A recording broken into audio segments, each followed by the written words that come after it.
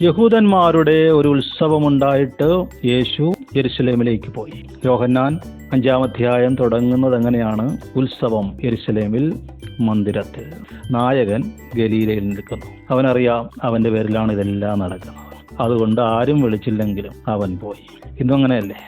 നമ്മളുടെ നിലവാരമോ ക്വാളിറ്റിയോ ഒന്നും നോക്കിയിട്ടല്ലല്ലോ. രണ്ടുപേരുടെ നാമത്തിൽ ഇവിടെ കൂടിയാലും അവരുടെ മധ്യേ വരാമെന്ന് പറഞ്ഞവൻ ഓരോ കോട്ടേജ് മീറ്റിങ്ങിലും സഭായോഗങ്ങളിലും കൺവെൻഷനുകളിലും വന്ന് അനുഗ്രഹിക്കുകയാണ്. അവനറിയാം അവനില്ലാതെ മാനവകുലത്തിന് ഉത്സവമില്ല. അവനെ കൂടാതെ ആഘോഷിക്കുന്നുണ്ട്. അവനറിയാം അത് കുറച്ച് നേരത്തേക്കേ ഉള്ളൂ, ആ ഒരു ദിവസത്തേക്കാണ്. പക്ഷെ ലൈഫ് മുഴുവൻ ഉത്സവം തരാൻ ആ യൗവനക്കാരൻ അവൻ്റെ ലൈഫ് സാക്രിഫൈസ് ചെയ്തു, സ്നേഹിച്ചു മരിച്ചു. പാപികളെ സ്നേഹിച്ചു മരിച്ചു.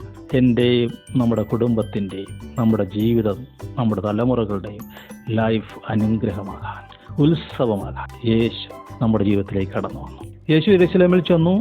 അവിടെ കുറച്ച് പ്രത്യേക തരത്തിലുള്ള കാര്യങ്ങൾ പരിശുദ്ധാത്മാവ് എഴുതി വച്ചിരിക്കുന്നു.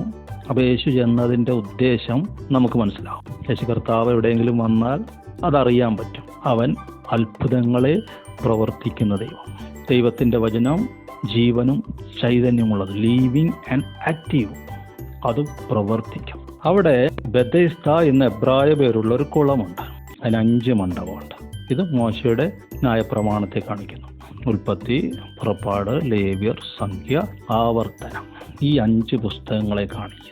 അതിന് ചുറ്റും വലിയൊരു കൂട്ടം കിടക്കുകയാണ്. അവരുടെ പ്രത്യേകത, അവർ വ്യാധിക്കാരാണ്, കുരുടരാണ്, മുടന്തരാണ്, ക്ഷയരോഗികളാണ്.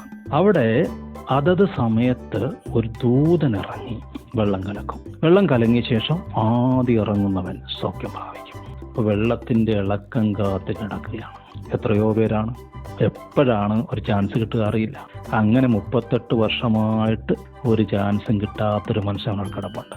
റോമാലേഖനം പറയുന്നു, ജഡത്തിൻ്റെ ബലഹീനത നിമിത്തം ന്യായപ്രമാണത്തിന് കഴിയാഞ്ഞതിനെ സാധിപ്പാനാണ് യേശു കർത്താവ് വന്നത്. ന്യായപ്രമാണത്തിന് പൂർത്തി വരുത്താൻ കഴിയുമായിരുന്നില്ല. അതുകൊണ്ടാണ് മുടന്തരായിപ്പോയത്. ആത്മീയ മുടന്തർ, ആത്മകണ്ണ് അന്ധമായി പോയവർ, തുറക്കാത്തവർ, വ്യാധിക്കാർ, ക്ഷയരോഗികൾ, സ്പിരിച്വലി അവർ രോഗബാധിതരായ മനുഷ്യരെ നമ്മൾ കാണുകയാണ്. അവർക്ക് ക്രിസ്തുവിൻ്റെ സന്തോഷമില്ല. സ്വർഗത്തിൻ്റെ അനുഗ്രഹങ്ങളുടെ വാഗ്ദത്തം പ്രാപിച്ചു അവർക്ക് വാഗ്ദത്തം പ്രാപിക്കാൻ കഴിയുന്നില്ല. അവൻ്റെ വഴികളിൽ അവർക്ക് ഓടാൻ കഴിയുന്നില്ല. കാരണം അവർ മുടന്തരാണ്, കുരുടരാണ്. ഈ അധ്യായത്തിൻ്റെ അവസാന വാക്കാണ് നമുക്ക് ഇതിലേക്കൊരു ക്ലൂ തരുന്നത്. യേശു അവരോട് ചോദിക്കുന്നുണ്ട്, മോശയുടെ എഴുത്ത് നിങ്ങൾ വിശ്വസിച്ചില്ലെങ്കിൽ എൻ്റെ വാക്ക് എങ്ങനെ വിശ്വസിക്കും? കണ്ടോ, മോശയുടെ എഴുത്ത് ഇവരെ ഇങ്ങനെയാക്കിയെങ്കിൽ യേശുവിൻ്റെ വാക്കിനാൽ എഴുന്നേറ്റ് നിന്റെ കിടക്കയെടുത്ത് നടക്ക എന്ന ഒറ്റ വാക്കിനാൽ, ഒറ്റ കൽപ്പനയിൽ 38 വർഷമായി കിടന്നവൻ കിടക്കയെടുത്ത് നടന്നു, സൗഖ്യമായി.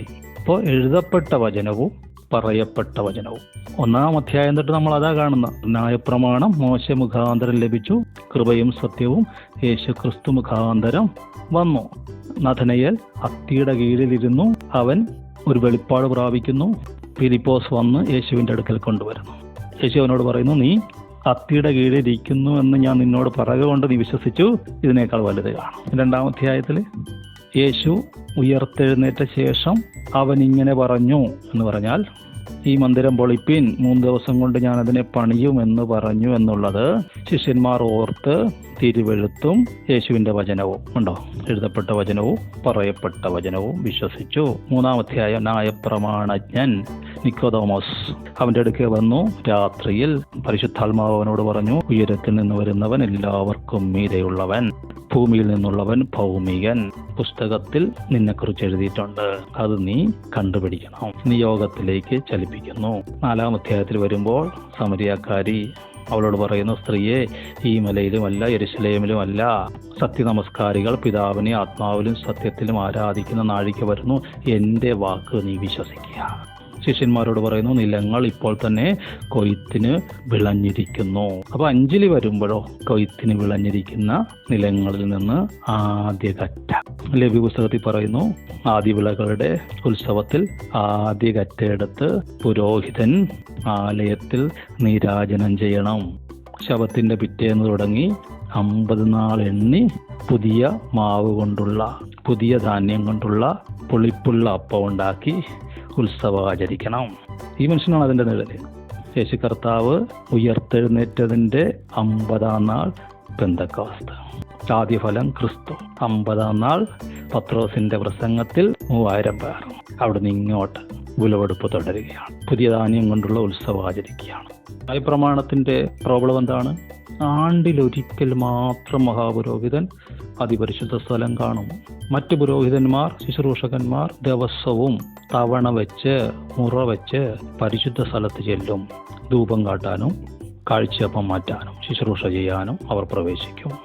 ഈ അവസ്ഥയിലാണ് യേശു കർത്താവിൻ്റെ മരണസമയത്ത് തിരശ്ശീല മുകളിൽ നിന്ന് താഴേക്ക് 2ആയി കീറി മാറി അതിപരിശുദ്ധ സ്ഥലത്തേക്കുള്ള വഴി വെളിപ്പെട്ടത്. ആ വഴിയിലേക്ക് നമ്മളെ നയിക്കുന്നതാണ് ക്രിസ്തുവിൻ്റെ സ്പോക്കൺ വേർഡ് അരുളപ്പാട്. ന്യായപ്രമാണം ഒരു മനുഷ്യനെ എങ്ങനെ ബലഹീനനാക്കുന്നു? ന്യായപ്രമാണം നല്ലത് തന്നെ, എന്നാൽ മനുഷ്യൻ ബലഹീനൻ, അവനത് ചെയ്യാൻ പ്രാപ്തിയില്ല.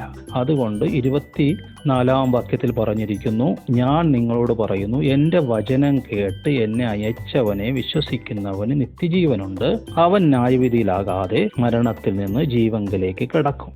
അപ്പോൾ ന്യായപ്രമാണം പാലിക്കാൻ കഴിയാതെ കുറ്റബോധത്തിലായിരിക്കുന്ന ഒരു മനുഷ്യൻ ദൈവവചനം കേട്ടിട്ട് ദൈവവചന ശുശ്രൂഷയാൽ അതിൽ നിന്ന് സ്വാതന്ത്ര്യം പ്രാപിച്ച് ജീവനിലേക്ക് കടക്കുന്നു.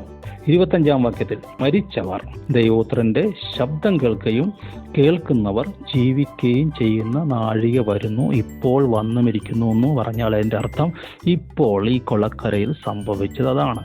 ന്യായപ്രമാണത്താൽ മരിച്ചവൻ, 38 വർഷമായി മരിച്ചു കിടക്കുന്നവൻ, ഫിസിക്കലി അല്ല സ്പിരിച്വലി, അവൻ കർത്താവിൻ്റെ വചനം കേട്ടെഴുന്നേറ്റതുപോലെ നിങ്ങൾ എത്ര പഴക്കമായെങ്കിലും ഒരു ദൈവസാന്നിധ്യം അനുഭവിക്കാൻ പറ്റാതെ കിടക്കുകയാണെങ്കിലും കൺവെൻഷനുകളിൽ, സഭായോഗങ്ങളിൽ, കോട്ടേജ് മീറ്റിങ്ങുകളിൽ, വീട്ടിലെ വചനധ്യാനത്തിൽ വെളിപ്പെടുന്ന സ്പോക്കൺ വേർഡ്, അതിൻ്റെ വെളിച്ചം നിങ്ങളെ മരണത്തിൽ നിന്ന് ജീവനിലേക്ക് കൊണ്ടുവരും. 25-ൽ കാണുന്നത്, ഞാൻ നിങ്ങളോട് പറയുന്നു, മരിച്ചവർ ദൈവപുത്രന്റെ ശബ്ദം കേൾക്കുകയും കേൾക്കുന്നവർ ജീവിക്കുകയും ചെയ്യുന്ന നാഴിക വരുന്നു, ഇപ്പോൾ വന്നുമിരിക്കുന്നു. അത് ഈ മനുഷ്യന് സംഭവിച്ചത്, ഈ കൊളക്കരയിൽ സംഭവിച്ചത്.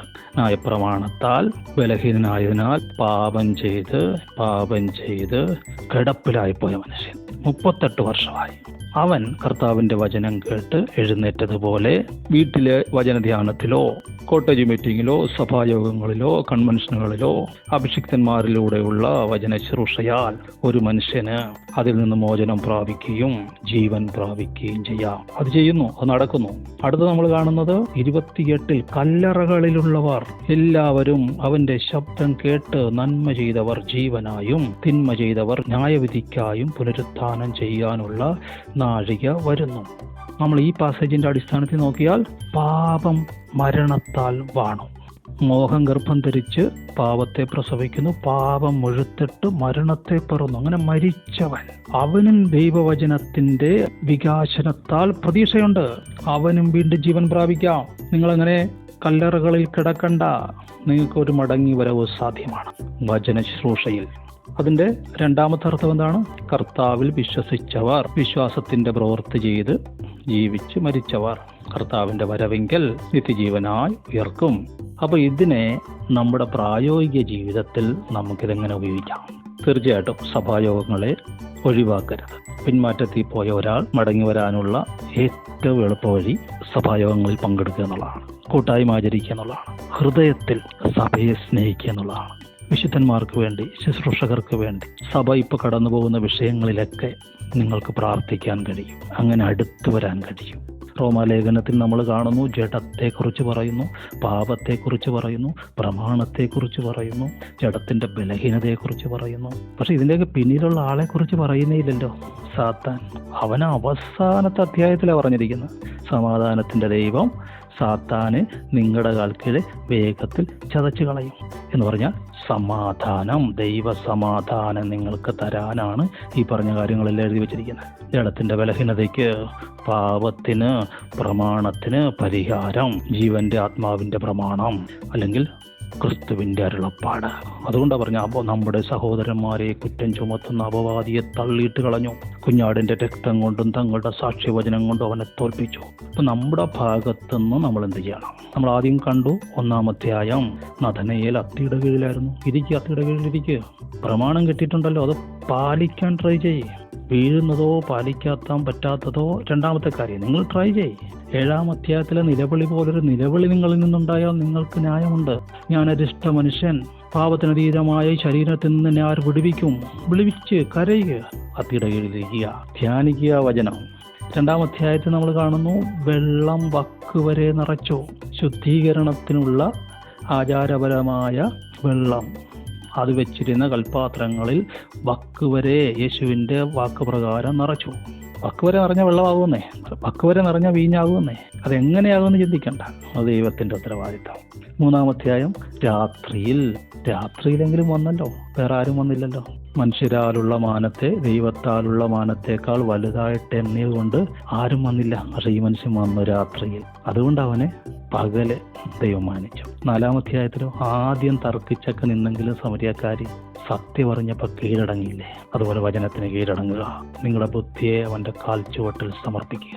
അങ്ങനെ ചെയ്താൽ അവൻ നിങ്ങളുടെ ആത്മാവിനെ ഉണർത്തും. യേശുവിൻ്റെ നാമത്തിൽ ഞാൻ അനുഗ്രഹിച്ച് പ്രാർത്ഥിക്കുന്നു. വിജയകരമായ ഒരു ക്രിസ്തീയ ജീവിതത്തിന് സ്വർഗം പരിശുദ്ധാത്മാവ് നിങ്ങളെ സഹായിക്കട്ടെ, നിങ്ങളുടെ കൂടെ ഇരിക്കട്ടെ, നിങ്ങളെ മാനിക്കട്ടെ, ഉയർത്തട്ടെ. നിങ്ങളുടെ വാഗ്ദത്തങ്ങളെ അവൻ നിവർത്തിച്ചു തരട്ടെ, നിങ്ങളെ ജയാളികളാക്കട്ടെ.